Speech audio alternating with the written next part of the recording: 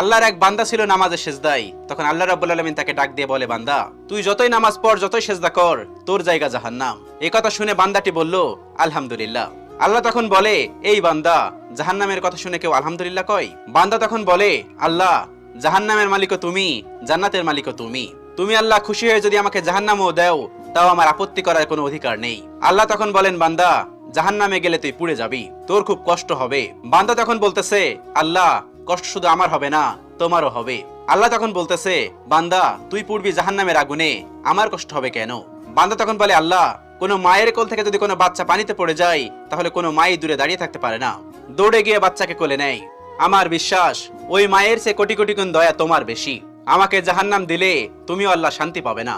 আল্লাহ তখন বলে, বান্দা, এই দলিল তুই কই পাইলি? বান্দা তখন বলে, আল্লাহ, আমাদের জাতির পিতা ইব্রাহিম আলাইহিস সালাম তোমার প্রেম মুখে নিয়ে যখন নমরুদের আগুনে পড়ে গেল, তার আগেই তুমি বলে দিলে